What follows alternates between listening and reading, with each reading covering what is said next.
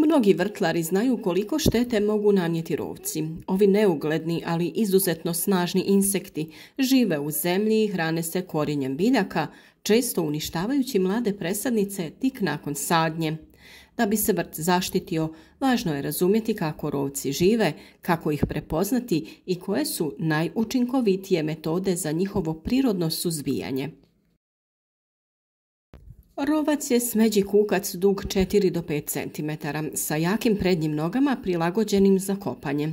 Najčešće se zadržava u vlažnim, rahlim i bogatim tlima, pa su vrtovi sa mnogo organske tvari i redovnim zalijevanjem idealno stanište. Iako su rovci najaktivniji u proljeće i rano ljeto kada polažu jaja, i u jesen mogu napraviti štetu jer se tada hrane intenzivno prije zimskog mirovanja. Znakovi prisutstva rovaca u tlu su uvenuće mladih biljaka bez vidljivih bolesti na listu, šupljine i hodnici u tlu, pregriženo korijenje i stabljike tik ispod površine tla te rupe veličine olovke u gredicama ili između biljaka. U samo jednoj noći rovac može uništiti cijeli red tek izniklih ili presađenih biljaka. Postoji nekoliko prirodnih načina suzbijanja rovaca koje ćemo danas podijeliti sa vama. Prvi način je postavljanje zamki sa fermentiranim mamcima. Jedan od najstarijih i najefikasnijih načina borbe protiv rovaca su zamke od piva ili kvasca. U zemlju se ukopa plastična čaša ili neka teglica tako da rub bude u ravnini sa površinom tla i napuni se mješavinom piva, vode i malo šećera. Miris fermentacije privlači rovce koji upadnu u tu tečnost i ne mogu da izađu. Drugi pripravak je da u 100 ml tople vode dodate kašičicu šećera i 1 vrećicu kvasca. Ove zamke postavite na više mjesta u vrtu, posebno tamo gdje su rovci već primijećeni. Drugi i također vrlo efikasan način je zamka od svježeg stajskog gnojiva. U jesen ili u rano proljeće iskopajte rupe u tlu po vrtu, postavite male hrpice gnojiva u njih i poklopite sa zemljom.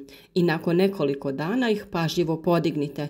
Unutra ćete pronaći rovce koji su se tu sakrili. Te hrpice jednostavno iznesite van vrta i uništite sadržaj.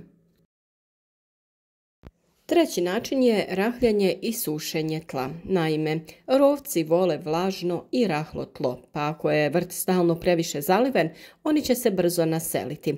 Rješenje je povremeno prekopavanje i sušenje gornjeg sloja tla, naročito nakon kiše. Tako im uništavate hodnike i gnijezda, a istovremeno omogućavate bolju prozračnost tla. Četvrti također prirodan način je sadnja biljaka koje ih odbijaju. Rovci ne vole miris nekih biljaka. Među redove povrća posadite neven, kadificu, bijeli luk ili ricinus. Njihov miris odbija rovce i druge podzemne štetnike. Ako planirate uzgoj krompira, paradajza ili kupusa, ove biljke mogu poslužiti kao prirodna zaštita. A peti način i onaj koji je najviše naklonjen prirodi su prirodni neprijatelji rovaca. U vrtu nastojte privući ptice, ježeve i žabe jer oni su prirodni neprijatelji rovaca. Ako koristite hemikalije, uništiti ćete i njih, pa zato uvijek birajte prirodne metode zaštite. Postavljanje malih pojlica sa vodom i posuda sa hranom ili malih skloništa od lišća i granja pomoći će da se korisni organizmi zadrže u vrtu. Rovci zaista mogu biti pravi izazov u vrtu, ali uz pravilne i prirodne metode moguće ih je držati pod kontrolom. Najbolji rezultati postižu se kombinacijom zamki, rahljenja tla i sadnje biljaka koje ih odbijaju. Vjerujem da mislite da je to sad već dosta veliki posao, ali ako želite vrt bez štetnika i zdrave biljke, morate se malo potruditi. Dosljednost je ključ. Ako redovno pratite stanje u vrtu i reagujete na prve znakove rovaca, spriječiti ćete veće štete i sačuvati zdravo, plodno tlo bez upotrebe hemikalija.